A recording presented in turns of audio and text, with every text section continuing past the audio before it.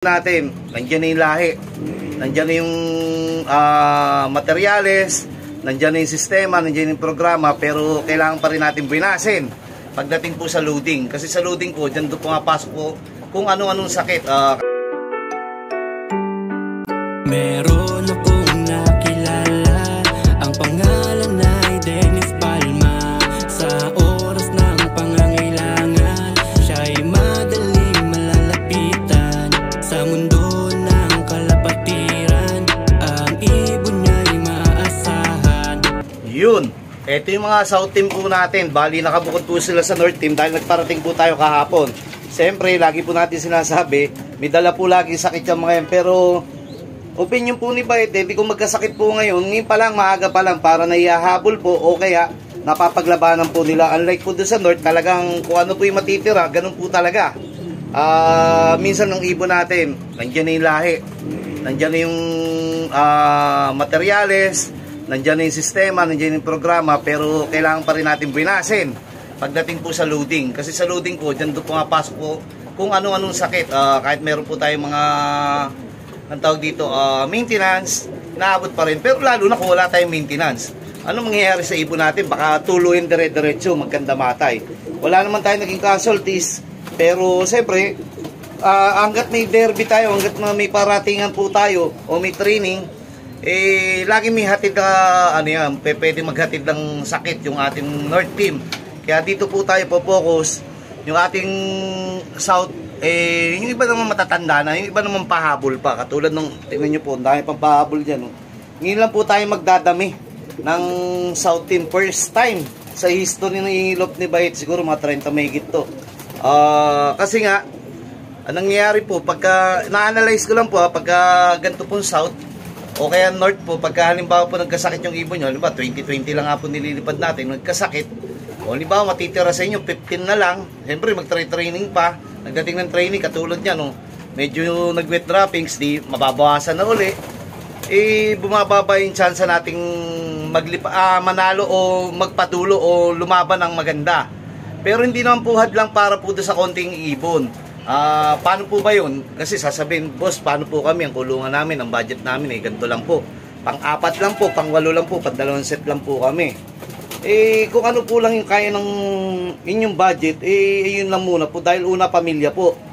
Ang magandang halimbawa po dyan, 2 beses pa lang po ako naglalaro ng WPFC, 2 set lang po kinukuha ko dyan.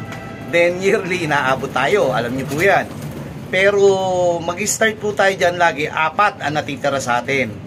Nung nakaraan, 4 natira natin, 3 po doon nanalo. WPFC, tapos nag-open local Ace Pigeon, first overall po tayo doon.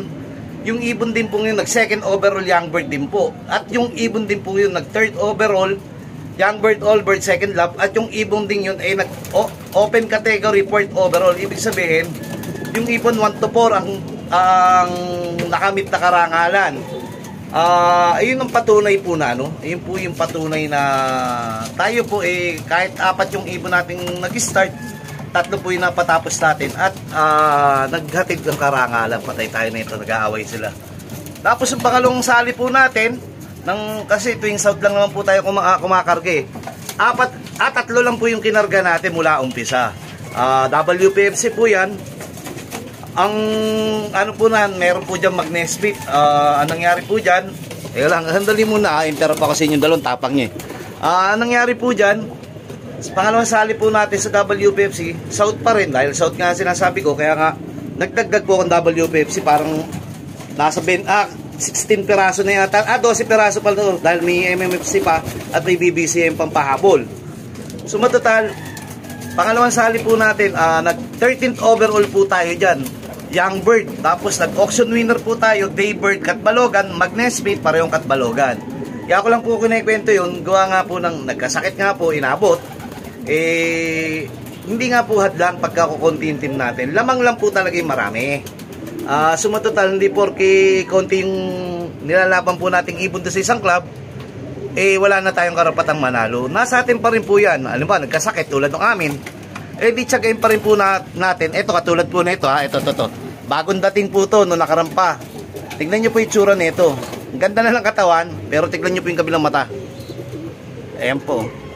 Napalaki ko na po yan, bumalik na naman. Ibig sabihin, mahina tong ibon na to. Madaling tabla ng ano, kaya siguro nag-fly away o ang tawag dito, hindi nakatapos ang last south.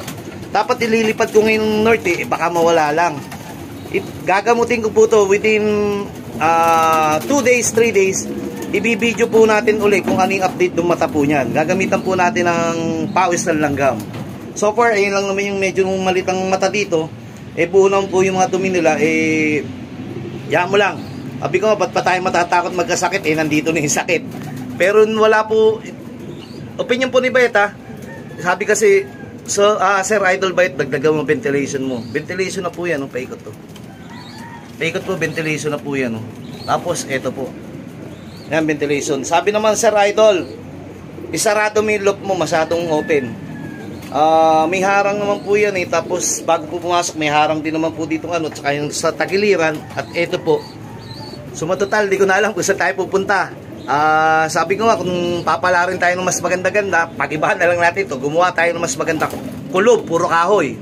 Pero sa ngayon, kung anong meron po tayo, doon muna po tayo mag-stick. Ibig sabihin, wag po tayong kung halimbawa meron po tayong panggastos, sige lang po, pero kung wala po, doon muna, ipapamilyan po muna natin. Kuya, titignan natin yan mamaya. Nakapikit, nagkatukaan lang ba? Kasi, inano ko sila doon, naglinis po tayo. Tinigtip po natin ng may tubig. Para hindi naman po, kasi luma na rin yung ating plywood. Gagawa natin ng paraan yan. Mamaya po natin uling ituloy dahil checking ko na po to dahil mamaya uuwi naman po ako ng breeder's lab ko, maghahanap po ako ng pang-out. Birthday po ni Abunjing Bunjing bukas. Ito po, kita nyo, kukupas yung kanyang kulay. Birthday po ni Abunjing Bunjing, kailangan din natin pondohan. Akalahain nyo, ngayong linggon to, nakailang birthday tayo, 6. Hindi pa natatapos, bukas pa uli. Birthday pa uli ni Abunjing Bunjing. Sandali po, gawa ko po muna ng paraan to. Then, isang tip pala po, pagka halimbawa galing po kayo sa flyers po, sa isang loop na may gantong, may napikit, okay, kahit walang napikit, may paratingan, bago po pupunta kayo sa breeder's loop nyo po, maligo po kayo, magpalit po kayong damit nyo, mag-ayos po kayo, wag po kayong pupunta po doon o hihipo po doon sa mga breeders nyo, nang hindi nakahugas o hindi nakaligo, gawa po pwedeng dumikit, o ito po, opinion lang ni Bite, para isa sa pag-iingat natin, pwede pong dumikit sa damit natin yung virus, madala pa natin sa breeder's loop. Kaya nagiging maingat po tayo. Pero kahit anong ingat po natin, talagang gano'n, para sabi nga ni John Lloyd, ingat, pero nagkakalagnat pa rin. Sige po, mamaya po ulit. What's up mga ka-showbiz? Eto mga ka-showbiz, bali bago tayo umuwi ng Fairview, naglakas loob na naman tayo. 19 to south, pahabol to may naturuan na rin tayong mga ilan na south, pero ito, yung iba nga makintab na kita mo may markings naman yun. Ang palatandaan natin dito, may tape yung mga packaging tape. Susunod na batch, yung naman, marking, yung marker niya na kulay blue naman. Ito, meron pong isang umangat agad, pero hanggang dito lang yan, kasi bawas nga pakpak niyan May makintab ma dyan, kasi early maturing, pero magkakasing edad naman, o konti lang yung diferensya.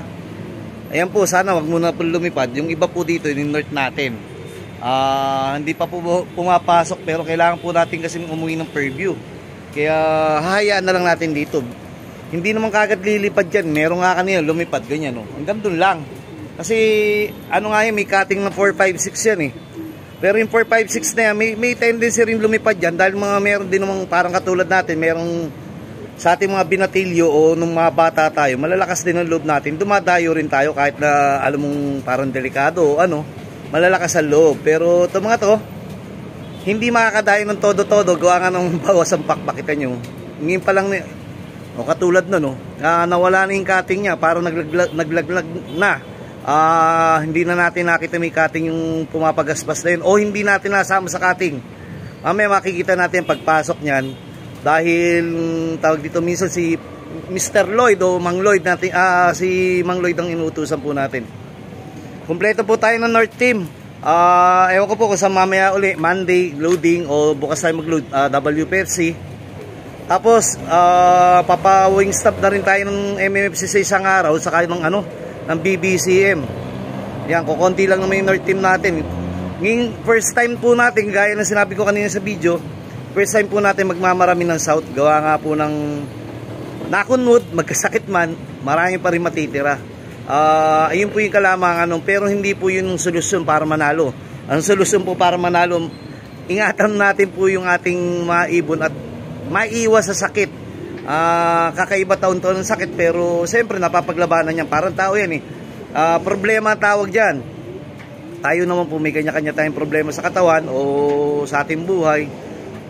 Kung paano po natin i-manage, so paano po natin naharapin at paano po natin magiging materialis yung problema po yun sa susunod na haharapin natin sa buhay. Magiging kasangkapan po natin yun para kung sakaling magka-problema po tayo ng ganun, magiging matibay po tayo. Kung uulit po yung ganun problema, katulad po dito sa sakit, hindi na po tayo todong natataranta. Kung basta may natutunan na po tayo dun sa dating pangyayari. Kaya maging maingat po tayo. Ito, North Team ko po yan. Nagpaparisan kaya ayaw pumasok eh. Okay lang din po yan para pagpag lang po nila. Hindi naman lilipad ng todo yan. Gawa nga ng galing na sa training kahapon. Hindi naman natin yan. Hindi natin pinepwersa. Saka na po natin ituloy. Hahanap po tayo muna ng panlambing kaya bunjing-bunjing. Uwi muna po ako. Pero, liligo muna para tanggal virus na dadalhin sa lop ni Bayet. Breeders lop ni Bayet. Sige po.